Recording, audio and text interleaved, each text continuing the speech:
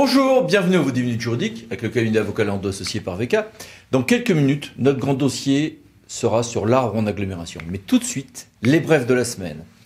Avec un arrêt important. Alors, en 2010, le Conseil d'État avait dit que l'on n'allait pas mettre en concurrence les occupations domaniales. Sauf que sous la pression du droit européen, très vite en 2017, on a mis en concurrence les occupations du domaine public lorsqu'il y a une...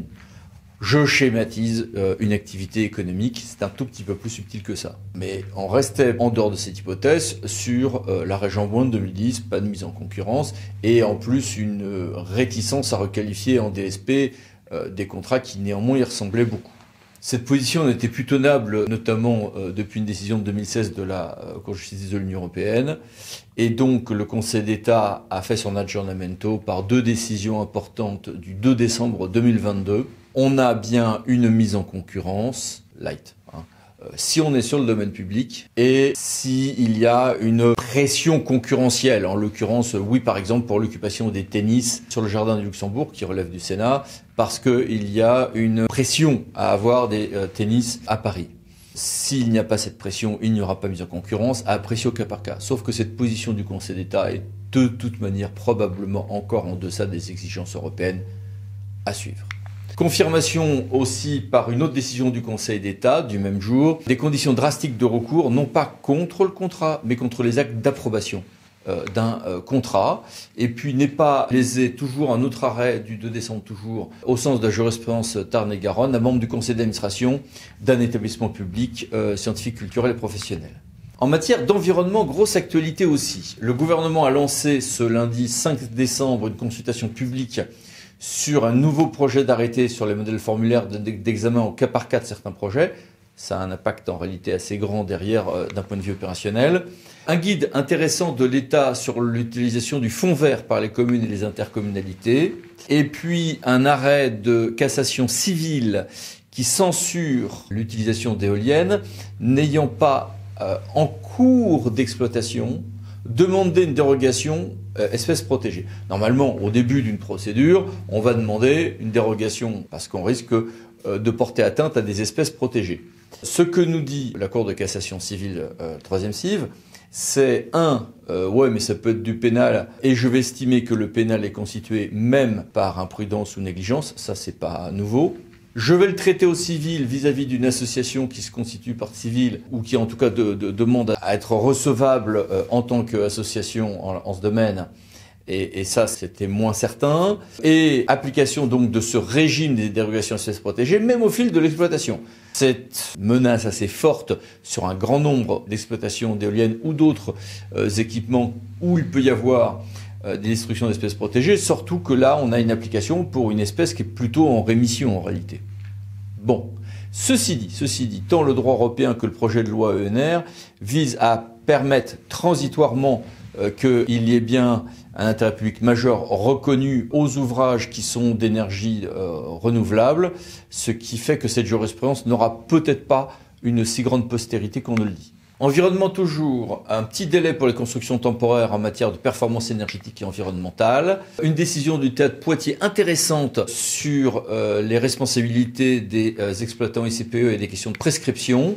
En matière d'urbanisme, l'appréciation du caractère définitif du raccordement au réseau électrique ou autre réseau appartient bien au maire, oui. Et puis la DGCL en matière d'agents a publié avec le CNFPT une synthèse nationale en bilan sociaux sur les données de 2019 qui est intéressante. Le Conseil d'État a admis, vous savez que quand il y a des élections, il y a besoin d'assesseurs. Les assesseurs ne peuvent pas être rémunérés. Oui, mais quand on manque d'assesseurs, on fait appel aux agents de la commune qui sont là en train d'aider pour les élections. Oui, sauf que les agents, eux, ils sont payés. Est-ce que ça vicie l'élection ? Non, ou en tout cas pas non par principe, nous dit le Conseil d'État le 2 décembre toujours. Ce qui est un grand soulagement pour les communes où on peine à trouver des assesseurs. Et puis, le Conseil d'orientation des retraites a fait un point intéressant sur la retraite dans la fonction publique. Ça tord le cou à certaines idées reçues. Voici ici les références. Agent toujours, transfert de la gestion de concours et examens au CNFPT et au centre de gestion d'un certain nombre de concours en matière de sapeurs-pompiers. En matière de route, de nouveau un TA, celui de Caen. Avant, on avait Montpellier, Marseille. qui nous dit bah non, non, quand je repasse des voies aux 90 km/h, je ne peux pas le faire par des arrêtés aux motivations stéréotypées. Même si j'ai une étude d'accidentalité, il faut que je la décline tronçon par tronçon pour être crédible et légal. Et puis une longue, copieuse circulaire sur l'annonce du décès et les traitements respectueux du défunt et de ses proches, donc à lire pour les services concernés. Grosse actualité en matière de sécurité avec un accord en commission mixte paritaire entre les deux chambres du Parlement sur la LOPMI. Alors, beaucoup de choses à dire, je vous ai tout résumé ici. Le décret sur les exercices périodiques pour les plans communaux de sauvegarde ou intercommunaux de sauvegarde est sorti, un décret du 8 décembre. Et puis en matière d'élus, sont sortis le décret et l'arrêté sur le référent déontologue de l'élu local. Et puis les mini-brèves, que voici. Passons maintenant à notre grand dossier, l'arbre en agglomération, ZAN, renaturation, forêt urbaine. Comment le gérer? Comment l'appréhender? En droit, déjà à la base, l'arbre est un objet complexe. Si vous commencez à regarder le droit de l'élagage, des distances d'arbres entre propriétés, les règles de débroussaillement, de visibilité routière, y compris sur les chemins ruraux, attention, les règles sont complexes. Ça se complique encore plus quand on parle des règles d'abattage d'arbres, ô combien débattues. C'est aussi un objet de gestion administrative. Je vous renvoie sur l'intéressant site strabic.fr et sur un autre qui s'appelle la Transfo, la 27e région, des études qui ont été faites sur pourquoi dans certaines grandes villes, notamment à Paris, il y avait une difficulté à gérer la question des arbres parce que souvent cela conduit à des interventions d'un très grand nombre d'interlocuteurs qu'il est difficile de mettre tous ensemble et conduisant à même des difficultés à respecter des règles élémentaires, notamment concernant la bonne santé de ces arbres. Ça conduit d'ailleurs à des résultats très contrastés. New York a développé plus de 7 millions d'arbres, des permis de végétaliser qui sont beaux, efficaces, mais avec des modes d'emploi qui sont donnés, un suivi très très précis. Ça fait contraste avec certaines expériences françaises bien connues, qui ne sont pas toutes des réussites. Certaines le sont. Politiquement, en 2019 et 2020, souvenons-nous, c'était pas si vieux que ça, tout le monde ne parlait que de forêt urbaine. Et alors, c'était à qui on mettrait le plus de millions d'arbres, avec des projets qui n'étaient pas toujours d'un grand réalisme. Et en contraste avec ces ambitions énormes que constate-t-on aujourd'hui, là, en 2022, très souvent, peu de choses sont faites et le sujet semble oublié alors que il continue à être utile de désimperméabiliser, de rafraîchir nos villes. Voilà.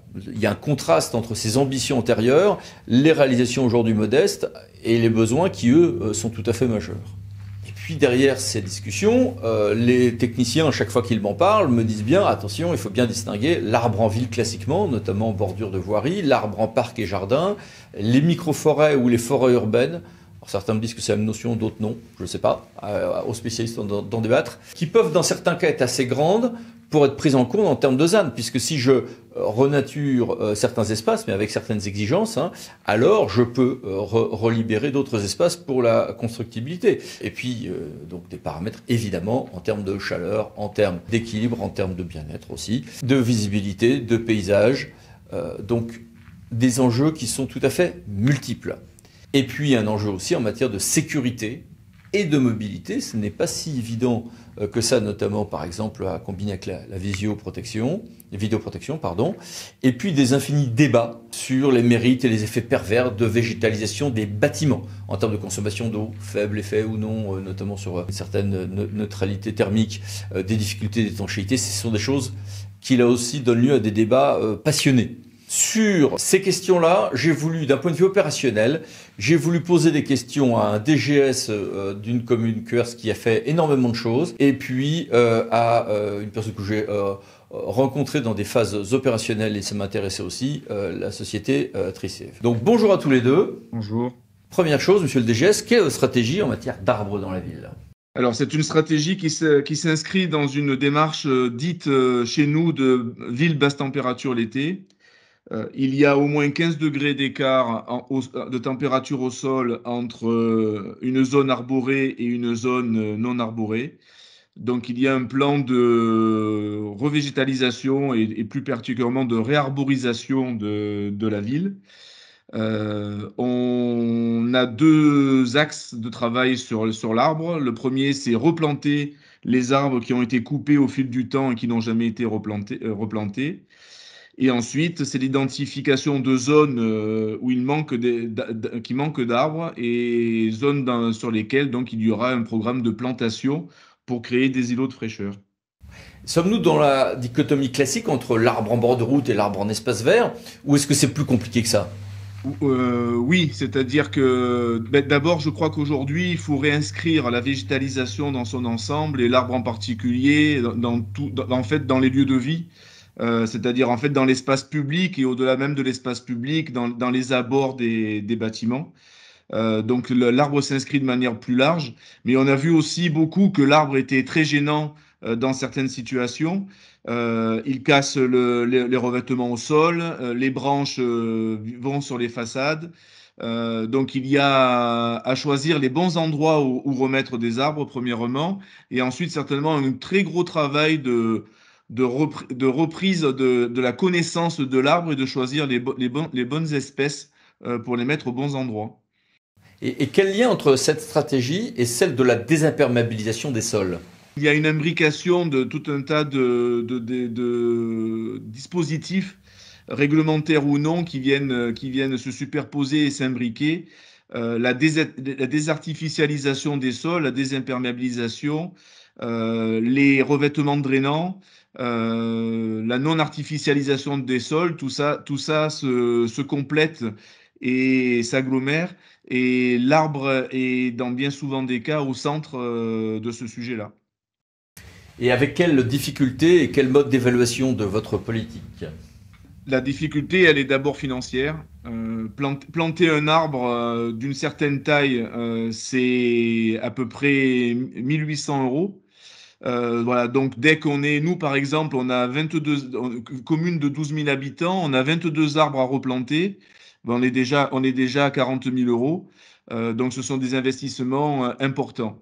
Le deuxième élément que je voudrais témoigner, sur lequel je voudrais témoigner, c'est le fait que on est aussi sur du temps long. Planter des arbres, c'est un investissement, viens de le dire sur le plan financier, mais c'est un investissement aussi sur le plan temporel au regard alors qu'on a l'habitude d'être plutôt dans du court terme, sur beaucoup de choses, que ce soit le politique, que ce soit les fonctionnaires, même si les fonctionnaires, on essaye de l'être un peu moins. Là, on s'inscrit sur du long terme parce que le bénéfice de l'arborisation et de la plantation d'un arbre, elle ne se vivra réellement que dans quelques années et c'est impossible que l'on en ait le bénéfice à très court terme. Pour ce qui est de la fraîcheur, commencez-vous à avoir quelques résultats acquis ou qui puissent sembler atteignables? Je peux témoigner que mi-juin, sur la ville de Cuers, donc dans le Var, en début d'après-midi, un enrobé noir, c'est-à-dire donc sur la route, en ville, sur un secteur non arboré, il y avait 61 degrés de température au sol.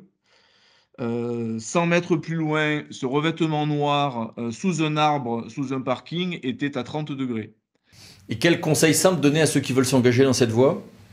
Alors d'abord, je leur conseillerais de rejoindre le groupe LinkedIn que l'on a créé, qui s'appelle Ville basse température l'été. Et en fait, quel est le propre de ce groupe? C'est qu'il est collaboratif et qu'il est pluridisciplinaire. Et vous, Madame Grenier, vous préconisez des plantations au minimum de 2 à 3 000 m², c'est ça? Nous pensons que la densité, la diversité de ces plantations que nous réalisons vont avoir un vrai impact. Un impact sur le bien-être des habitants, mais aussi un impact sur un retour de la biodiversité et puis un impact contre les pics de chaleur. On le voit et on sait que l'arbre, par la photosynthèse, c'est un élément extrêmement important pour la pollution et donc la captation de CO2. Et avec quel défi à relever? D'abord, il faut trouver des terrains. Les terrains, le foncier, sont précieux. Donc, où trouver ces espaces? Ça, c'est une première difficulté. La deuxième difficulté, c'est aussi de savoir qui va réaliser ces projets et finalement d'où les budgets peuvent venir. Notre perspective, nous, est une perspective du faire ensemble. Donc, on va le faire avec les communes et les villes et aussi entraîner avec nous l'énergie des entreprises dans leur budget, notamment RSE. Merci beaucoup à tous les deux. Merci. Je vous en prie. Et merci à vous. À bientôt pour une nouvelle vidéo, le 10 minutes juridiques parlant d'associés pour VK. Pensez à vous abonner. Merci, au revoir.